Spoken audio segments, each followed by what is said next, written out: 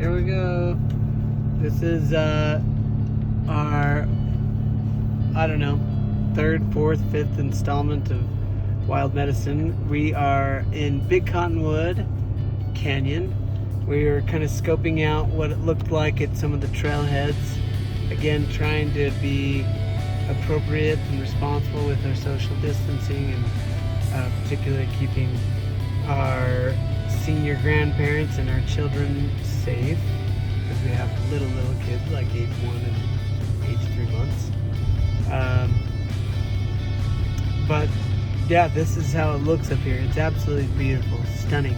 And the coolest part is that we live within 30 minutes of this stuff.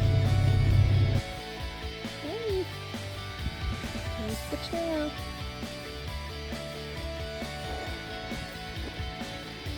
I'm already out of breath. It's fine.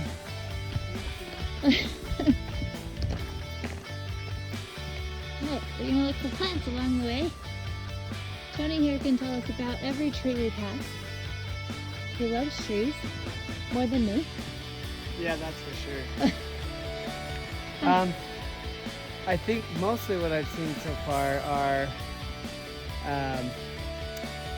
white firs and aspens. So, Take your aspens. that's right.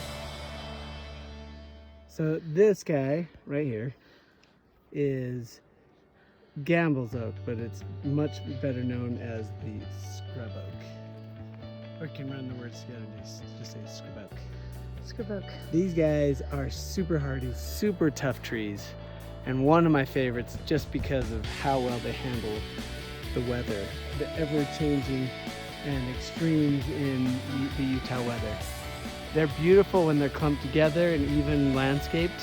You can grow them in the valley. They're just slow growing, and full grown is not much bigger than what you see here.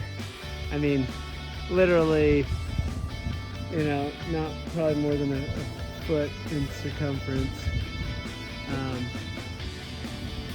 But just a really cool, beautiful tree, beautiful red leaves in the fall.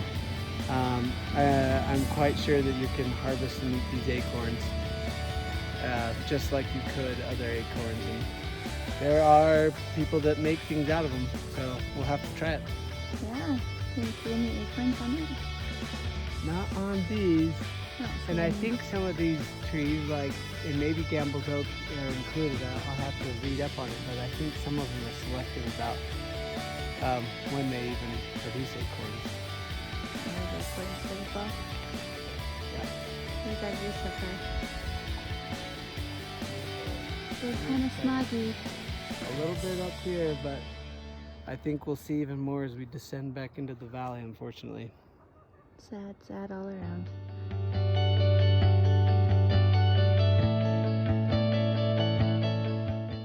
We are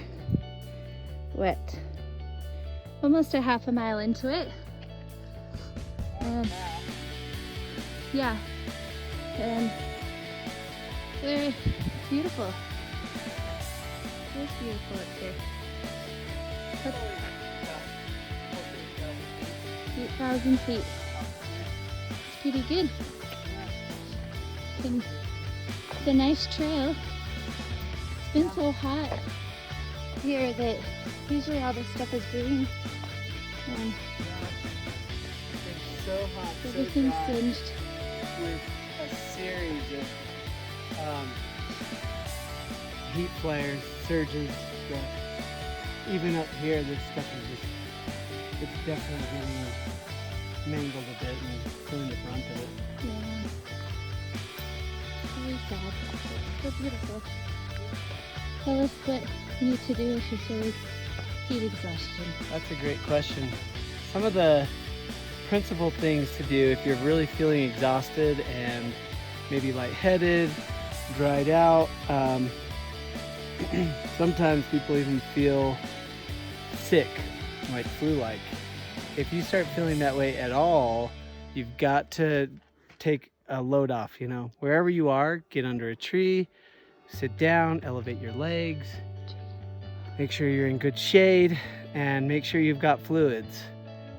Fluids are extremely important.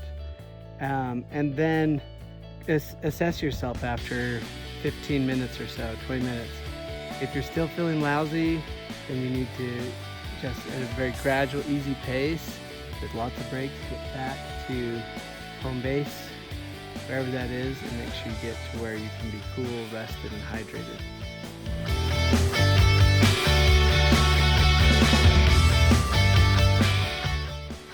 There's a deer up there.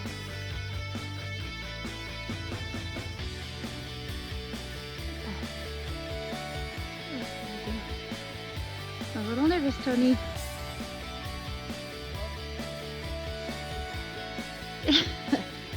There it goes. It was looking at me in the eyes.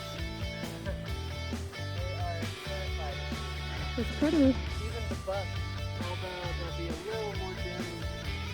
See if we can see it. Okay, so it ran over there. Pretty. So, what Betty's showing you right here is one of the great tragedies of places that are heavily hiked and watched. These are scars that damage these trees. They don't do just fine with them. Eventually weakens them to where they die a lot easier. But I hope we can save the aspen. The quaking aspen is the Utah state tree. It changed a few years back because of a small elementary group that petitioned for the change.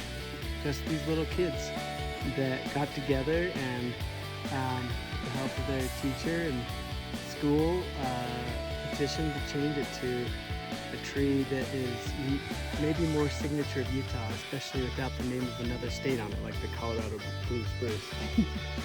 Which is a beautiful tree. It is. Where did it go? Oh.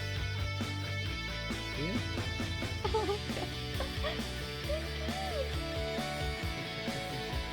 let's see if we can do it. Where did it go? There you go.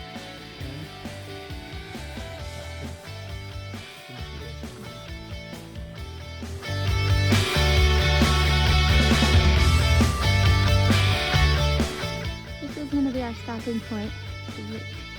Later in the day when we get down to the start. It's dusk, Yeah, but the weather's been fantastic. beautiful. And we wanted to highlight the aspen we were talking about. Look at these groves. It looks like somebody farmed this, almost like it's planted on purpose. And you Amazing. see these two separate levels like this terraced. Yeah, That's what makes this area so cool. just beautiful. The leaves are changing already, and much of it's just the heat, but Yeah, that tree That right there will- is getting lighter. that will influence their early change. The aspens usually turn yellow. Aspens are yellow. That's really pretty. The gambles oak, they're red. Maples can go both directions. It all depends on what they say is that initially, whatever the primary color in the plant, without the, what is it, the chloroplasts or chlorophyll, there we go, that makes them green is the color that they turn into. So if they didn't have that in them, these trees would be this color all the time. Red, yellow, orange,